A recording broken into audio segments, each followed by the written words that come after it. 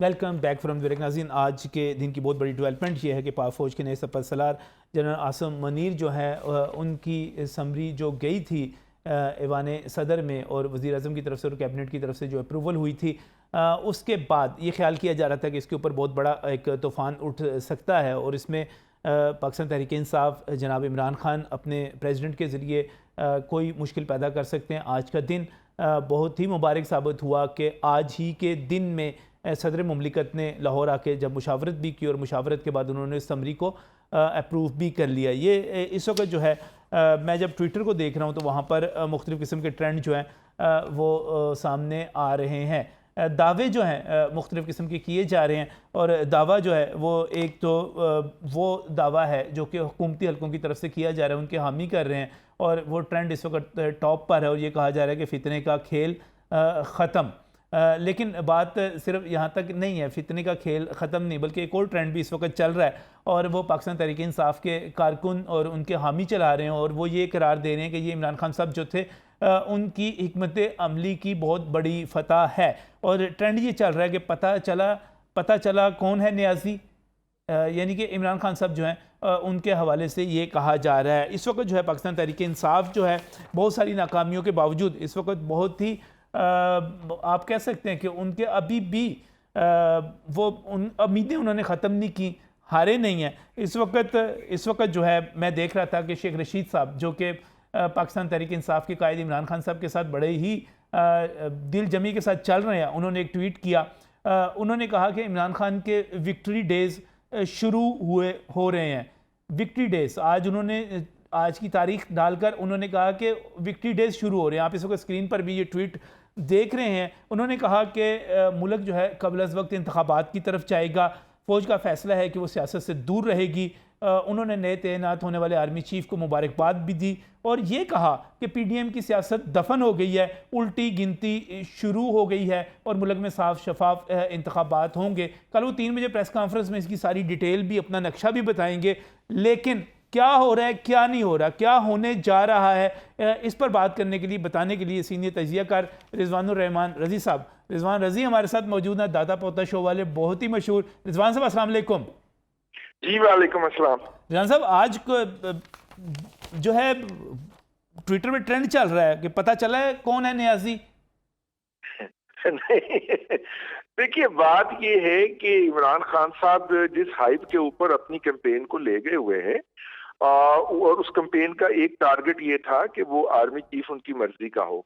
तो army chief तो उनकी मर्जी का लग गया क्योंकि उन्होंने उसको वेलकम कर दिया। उनके जो नॉमिनेटेड सदर हैं, उनकी पार्टी के जो कारकुन सदर हैं, उन्होंने उसके ऊपर दस्तखत कर दिए। तो इसका मतलब है कि इस चीफ की तकर्री के अंदर इमरान खान साहब की जो है वो मर्जी शामिल है। तो जब उनकी मर्जी शामिल है तो फिर उनके एहतजाज का एक पॉइंट रह जाता है कि वो अर्ली इलेक्शन करवाएं और अर्ली इलेक्शन जो हैं वो जून के बजट से पहले तो नहीं हो सकते।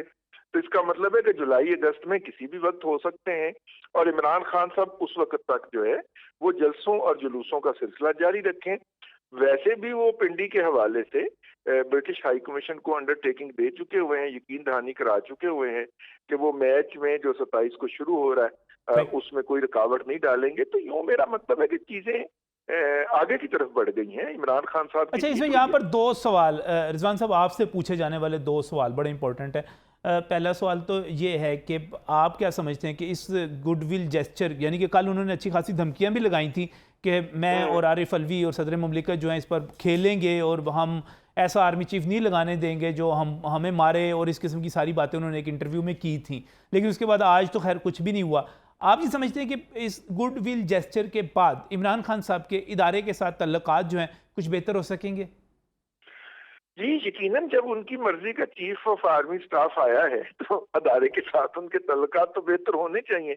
वैसे भी वो इलेक्शन जो है वो चीफ ऑफ आर्मी स्टाफ से मांग रहे हैं, वो पॉलिटिकल गवर्नमेंट से तो नहीं मांग रहे। तो जब उनकी मर्जी का चीफ ऑफ आर्मी स्टाफ आ गया तो उनको इलेक्शन भी मिल जाएंगे। रिजवान साहब, आप बार बार एक लफ्ज इस्तेमाल कर रहे हैं और पूरा इस वक्त तक जो एक सियासी सूरत हाल बनी हुई थी उसमें ये लग रहा था कि वो ये आर्मी चीफ नहीं चाहते, वो किसी और को चाहते हैं और उनकी जितनी गुफ्तगू थी वो इनका रास्ता रोकने के लिए थी। लेकिन आप बार बार एक लफ्ज़ इस्तेमाल कर रहे हैं कि उनकी मर्जी का आर्मी चीफ आ गया, उनकी मर्जी का आ गया। सर, ये मर्जी का किस तरह हुआ?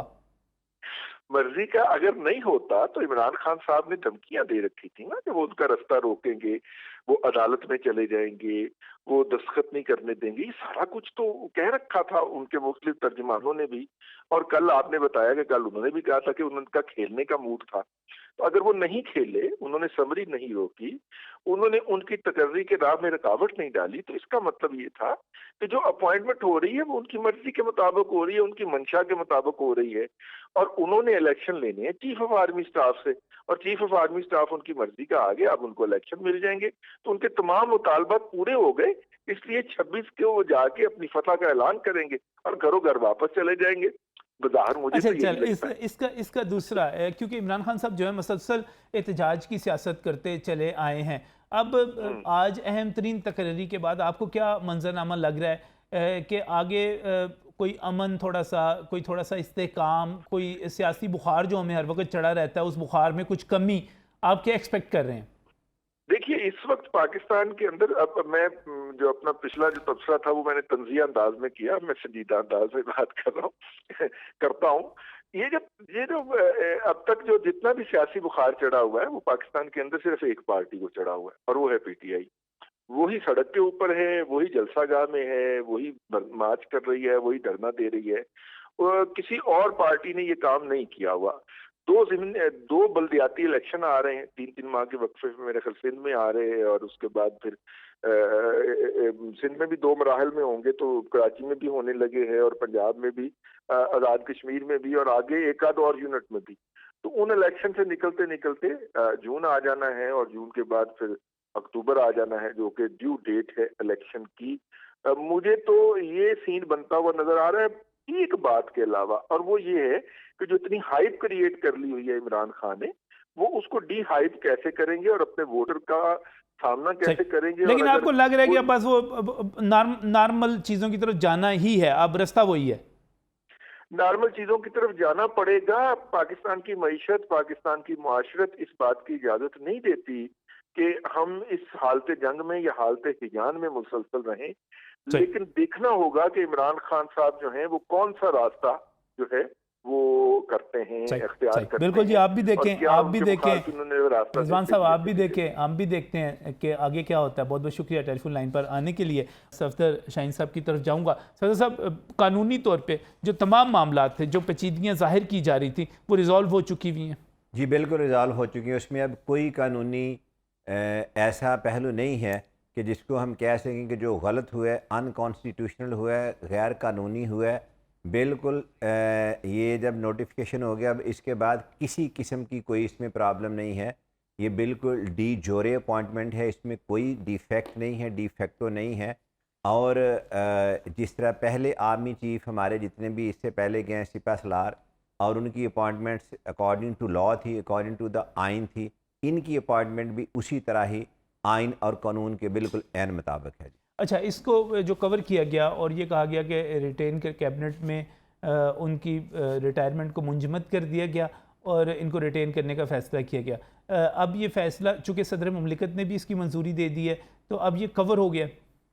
जी 200% कवर हो गया। उसमें जो प्रॉब्लम आ रही थी वो सिर्फ ये आ रही थी कि जो जनरल साहब हैं ये 27 की रात 12 बजे रिटायर हो रहे थे, जबकि जो आर्मी चीफ मौजूदा हैं वो 29 की रात को रिटायर हो रहे हैं। तो ये बीच में 48 आवर्स का जो गैप था, इसको कवर करने के 2 तरीके थे, बल्कि 3 तरीके थे। एक तो ये था कि जनरल बाजवा साहब 2 दिन पहले रिज़ाइन कर दें, प्री मैच्योर रिटायरमेंट ले लें और ये चार्ज हैंड ओवर कर लें। दूसरा ये था कि पार्लियामेंट इनका 2 दिन का टेन्योर एक्सटेंड कर दे। तीसरा ये था जो अब हुआ है कि 2 दिन पहले ही ये समरी भेज के 27 से पहले इस अपॉइंटमेंट को कंफर्म कर दिया जाए और ये नोटिफिकेशन जो है ना इशू हो जाए।